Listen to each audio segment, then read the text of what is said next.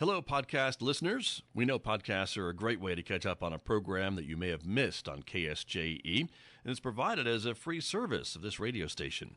But KSJE is now listener-supported, and so while you enjoy this podcast, we hope that you'll also take some time to join KSJE. Become a member today. It's quite easy to do. Just go to our website at ksje.com/support and pick the level of support that best matches your budget. Thanks again for listening. Here's your podcast. Good morning. This is Traci Hales with Right on Four Corners on KSJE 90.9 FM in Farmington, New Mexico, and 103.3 in Durango, Colorado. Today I'm talking with Mary Armstrong about her books, The Mesilla, Two Valley Saga Book 1, The San Augustine, Two Valley Saga Book 2, When the Doves Coo, the prequel to the Two Valley Saga, and also her play, It Is Blood. Hi, Mary. Hi. Well, thank you for sharing is it the Messiah? How do you say that? Mesilla. The Mesilla. Yeah, And the Mesilla, named after the small town here. Well, actually, after the valley, the Mesilla Valley. Mesilla Valley. Okay. Mm-hmm. So these books are from the Two Valley Saga, Book 1 and Book 2, and then you have a prequel also, When the Doves Coo. Mm-hmm. Right. And, well, before we go further, why don't you tell our listeners a little bit about what Two Valley Saga is? Okay, sure. Well, it's a first two books of the series of 5, and it covers 10 years from the mid 1880s until 1896. About there was a murder here in 1896 of Colonel Fountain and his 8-year-old son, Mm-hmm. and it's very well known and still talked about here, and it was unsolved, and bodies were never found, and still to this day, I think it influences our political situation here between the Mesilla Valley and the Tularosa Valley. Right. So it really is about the 10 years leading to that, and it focuses on the Fountain family and the Oliver Lee family in the Two Valleys. Mm-hmm. So you've taken a lot of historical facts and situations and people and put them into these historical fiction stories, right? Right, yeah. What I did was I took a fictional nephew of Colonel Fountain, Mm-hmm. Had him join the Fountain family, which they were a very entertaining family, to say the least, right? Right. and anyway, he comes to join the Colonel and reads law with the Colonel. So, he becomes involved in a lot of his law cases and stuff, and his political aspirations and so forth. Right. It's great. Yeah. He hears a lot of different encounters of events that are going on around and people that are represented. Right. Yeah. I really wanted to kind of thread history through Jesus is the fictional nephew of the Colonel. I wanted to thread the historic aspects of that era through his coming of age story, really, because he joins the Colonel when he's 14. Actually, it's written as if this were being written into Jesus's journal. Right. Well, it's like a memoir. Right. Yeah, and the very first, which I know you suggested maybe I have a reading, and Yes.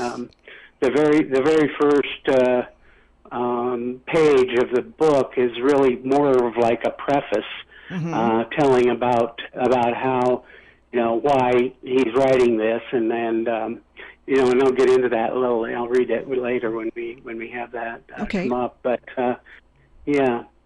So what gave you the desire, I guess, to write the Two Valley Saga?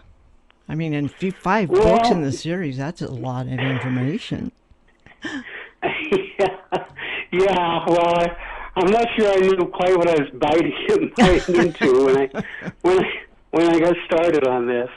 But I moved here in 2010, and one of the first things I did is I like to read about the history of an area that I moved to, and I've moved a number of times. And so I happened to come across a book when I was getting some copying done downtown, and it was a book about the history of Las Cruces. And so I read that, and part of what was in that was a story about the fountains and about their unsolved murders and so forth, and that kind of pushed me on to another book, and to another book, and to another book.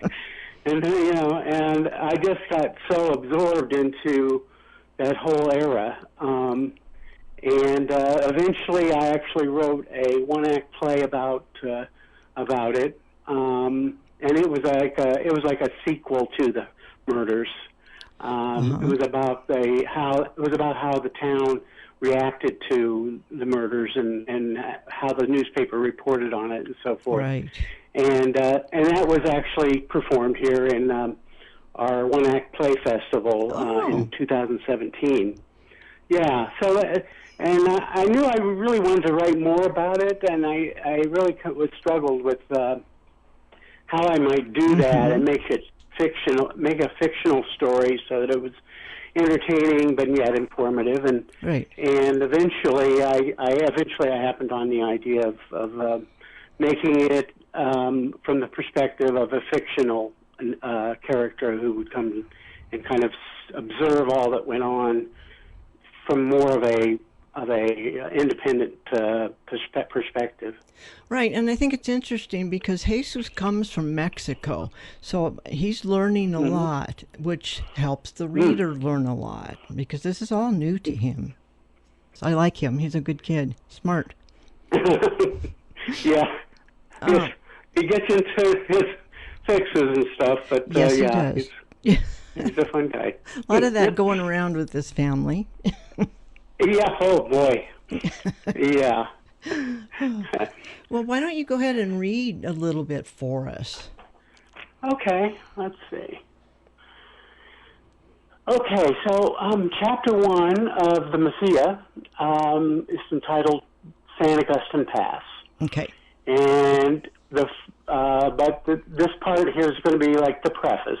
Okay. And the date on the preface is July 1927. This isn't how I remember it, but it is how Colonel Fountain, I, and others recorded it. I am now about the Colonel's age when I first met him nearly 40 years ago.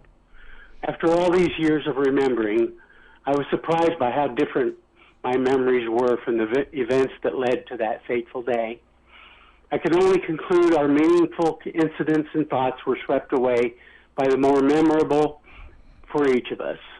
The mind has a peculiar way of exaggerating.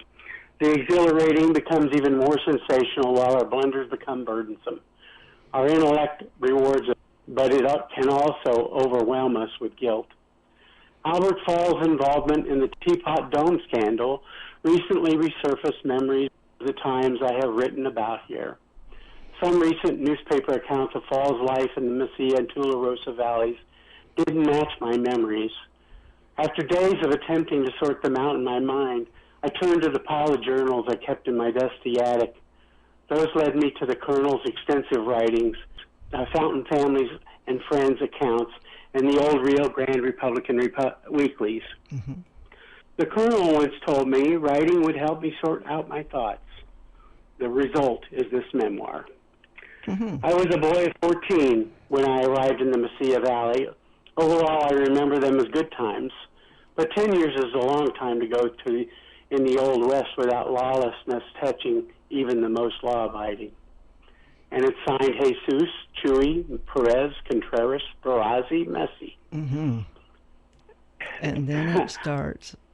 And then it starts. Right. And should I continue?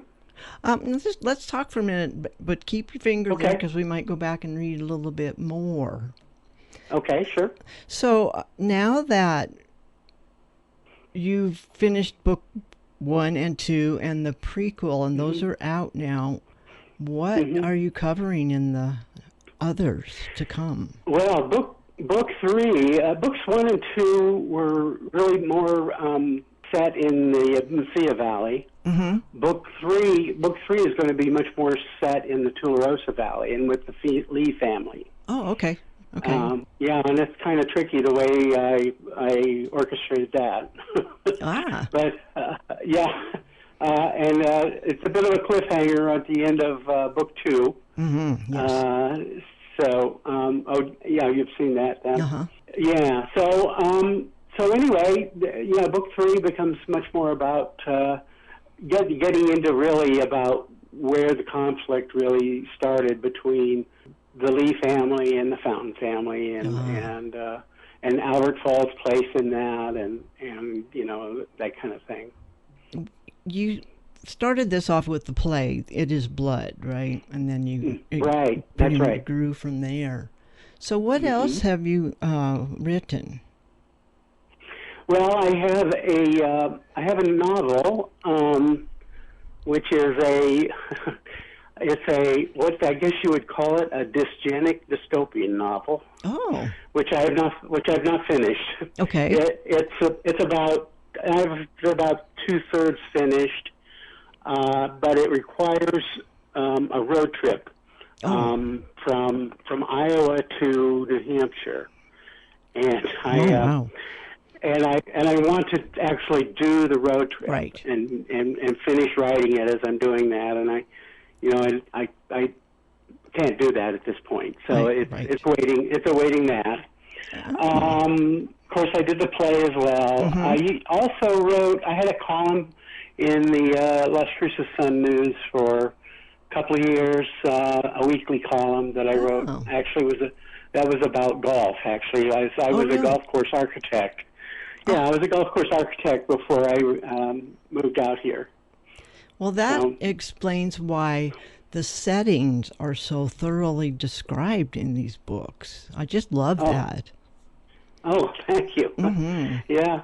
Well, it's I don't know why I'm able to pull that off, but it's something I enjoy. So perhaps that's the reason. Right. Yeah. Yeah, and your characters often give pause to looking at the scenery, which is beautiful in New Mexico. I mean, we can't deny that. Exactly. Yeah. And I think people recognize that about New Mexico, and they probably would feel like you weren't really fulfilling, the setting if you didn't get into that some. I agree. Yeah, it's interesting. I've read other reports of the fountains and their demise and the traumas surrounding them. And this take on it was definitely refreshing and different, getting right into the heart of it. Jesus calls the Colonel Zio, so he really endears him to us. Yes. Well, Jesus is fictional, of course, but I made him half Spanish American and half Italian, and consequently, the nickname for the Colonel's wife also is Mia Tia. Right, Mia Tia. Which is, and so there's a little sprinkling of that sort of mixture of Italian and Spanish in here as well, and I wanted to, one of the things I wanted to really bring out about this period that I think a lot of people overlook is just how varied, the heritage of people who came to the Southwest was. Right. And the story that you have in there about Bronco Sue, now, how much of that is true? Well, pretty much all of it is true. Really? Well, yeah. I mean, the things she did and the places she was are all accurate. Oh. The timing is accurate, but the difference is that all the accounts of her life that I found were all told by people other than her. Ah. There was never an account that was given from her perspective. Mm. And I thought, you know what? I think she deserves to have a voice here. I think so. Yeah. So, I mean, I think I tried to make, all the things that she did, come from how she would have viewed it. Exactly. And maybe some of the circumstances that would have led to her needing to do what she did.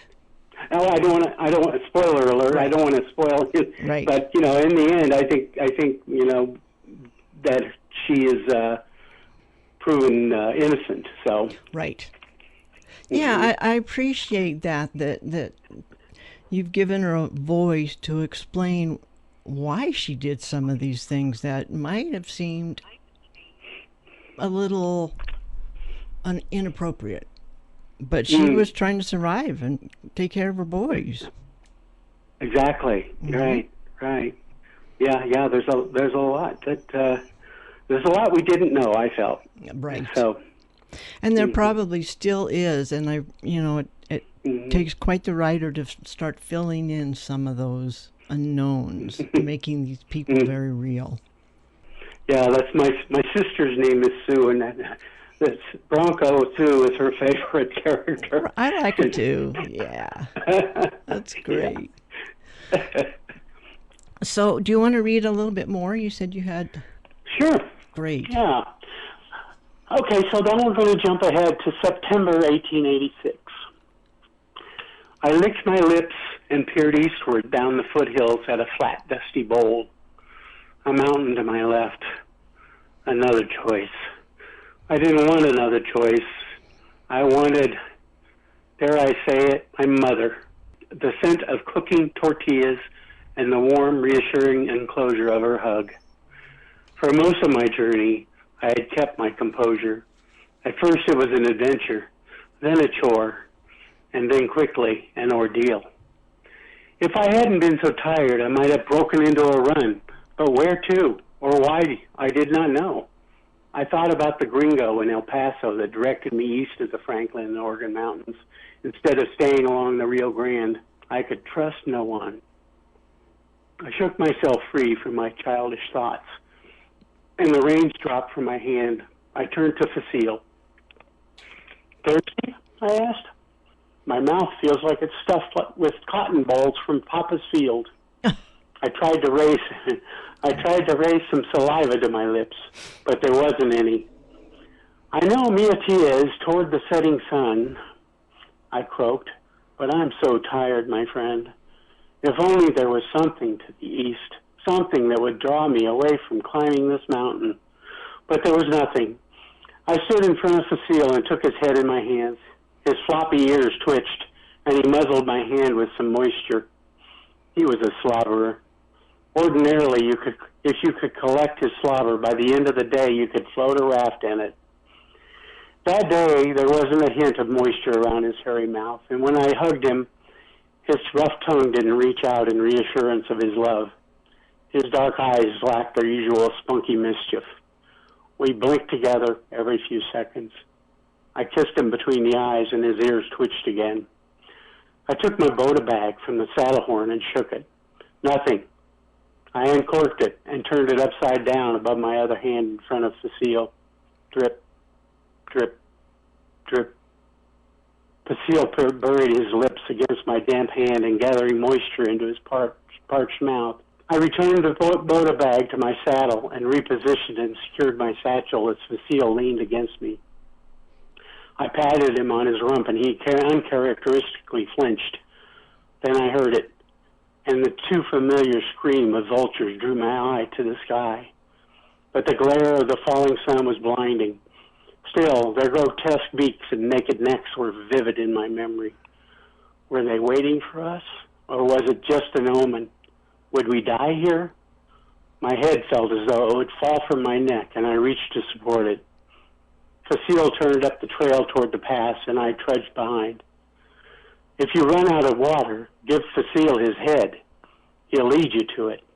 those were my father's last words when I left home near El Porvenir. Was it a week ago? I counted my campsites in my head. No, it's been 8 days. Las Cruces must not be far beyond that pass. I really liked Facile. He was a good guy. Good burro. Yeah. Yes. Yes. Yeah. Jesus in his efforts and his struggles, and this kid off by himself trying to find where he's going. Yeah, and some people might say 14 years old and he goes, all that distance by himself, and really back in the day, 14 was it wasn't all that unusual that right. 14-year-olds might go off. I've heard stories, other stories of people that age or younger, making a long journey, from Texas to New Mexico and stuff. It's true. At that age, he was considered a man. So. Right. And I like that you, in the Doves coup, you gave us a little bit more background on Jesus. Yes. After I finished the first book, I had some people ask me some questions about, what's wrong with Jesus? Why does he act like that? Right. Yeah, and so I felt like maybe I should offer up some more background. Yeah, so like I said, I don't want to give anything away, but he's a very real character. And I like that. Oh, thank you. And I'm glad you're writing more. Now, do you make it a point to write every day on these? Well, I try. Good. Yeah. Yeah. I do try. A lot of days are spent in research. Right. Yeah. I'm guessing probably, out of 10 hours, I probably spend, probably 7 researching. Mm-hmm. Well, especially for historical fiction like this. Right. You've got to get the facts there, too. Right. And one of the things that I do is I actually have used the Rio Grande Republican historic newspapers as a really great resource for recreating the time. Oh yeah, and, of course. Yeah, and it's also a great resource for timing. For my calendar, basically. Right. For the timeline of the characters and the events. Right. So this the Fountain family, they have this evening ritual where one or the other tells a story, and a lot of things and events in history are revealed that way. That's from different characters' points of view. Yes. Yeah, and that tradition, if you will, in the book of them using what they call the storytelling hearth, is it's fictional. Right. Although the accounts of the family do say that they did do a lot of this sort of thing, where they would read to each other, or they would do read poems, or different kinds of entertainment like that. And of course, the Colonel was very theatrical. Right. I mean, he was he was known for that, and he had brothers back in New York who were Shakespeare actors. Mm-hmm. He drinks his wine while he acts out his.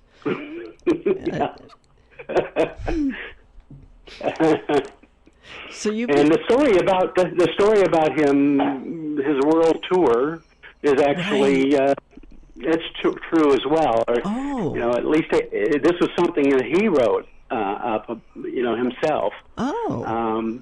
And that's where it comes from. Now, some of the family doesn't quite agree with it, but that's what he said. So this is all from him. I was wondering, yeah, because and then he kind of says, "Now, this is a secret. I don't want you guys spreading the word here." That's right. And what a time to travel the world.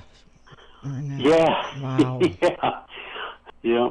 And he did go to Columbia College. Yes, he did. Yeah. Wow. And he never graduated. Mm-hmm. At least there's no record of his graduation, but yes, he did. So when can we expect to see the next book? Well, I'm about, like right now, I'm probably about, I'm about 30 pages short of finishing the first draft. Oh, great. I'll probably have to go through a few months of edits and rewrites. Right. I'm hoping that it'll be out before the end of the year, but I don't know. I wouldn't be promising it, I think. Right. That's understandable when it comes to writing. So, have you always read historical fiction? I have. Well, not always. I went through a real phase here. I don't know, probably about 20 years ago, where I started reading a lot of Ken Follett books. Oh yeah. I read I read a lot of his. I think I read all of his books actually. Oh. And then not long before I started this book, I really got into the Outlander series by Diana Gabaldon. Oh yeah. Mm-hmm. And loved that. And I kind of got a taste for how to weave a history through a story, a fictional story. Right. And I was really turned on by that idea. So, but I like lots of different genres. There was a time when I was really into the dystopian, of course, which is why I wrote the other book that I have. Yeah, and I've been a pretty avid reader most of my life. So I think that many authors are readers, and I think there's a reason for that. Now, this dystopian book you've talked about, are you going to work on it while you're working on the other ones, or not? Probably not. Although I might need a break. Yeah. It's a grind, let me tell you. I bet. To working on the same story like this, and I can only imagine. It gets to be a very quite a grind, but I enjoy it as well, Right. And the other thing is that one of the things that really kept me going with the first book was that I talked to my mother every day. My mother is 89. Oh. And she's back in Iowa, where I was born and raised. And in fact, she still lives in a house that I was in high school. Oh, my. So, yeah. So anyway, I talked to her every day at 4:15 in the afternoon. And she knew that I was thinking about writing a book. And so I had a few chapters, and I said to her one day, I'm kind of not sure about this book. I said, I want to read this to you and see what you think. And so, she loved it, of course. Of course. And so every day when I write something, I read to her every day. Oh. Yeah, and she just is, so she really loves Jesus, and she enjoys the book so much, and she gets so excited about, well, what's going to happen next? What's he going to do now? And I love that. All that, and it's very encouraging for me. Right. Yeah, that gives you deadlines and purpose and audience and everything. Oh yes, so much. You can get my books on Amazon, of course, and also at Barnes and Nobles. And if you're down in the Las Cruces area, my books are all the local bookstores, pretty much, except for the University Bookstore. So, and if you're in the area, look me up, and I'll sign them for you. Very good, very good. And you have a website, MaryArmstrongAuthor.com. Right. Well, thank you. I've enjoyed it very much myself, and I will certainly be tuning in now that I know about your program. All right. Okay. Thank you. And that was Mary Armstrong talking to us from Las Cruces about her books, The Two Valley Saga, The Mesilla, The San Augustine When the Doves Coo. And we're looking forward to the next versions of that series. This is Traci Hales with Right On Four Corners on KSJE 90.9 FM in Farmington, New Mexico, 103.3 in Durango, Colorado. Did you enjoy that podcast? We hope that you did. And if you did, share it with your friends. And if you really want to keep podcasts like this coming, please support KSJE. You can do it easily online at ksje.com.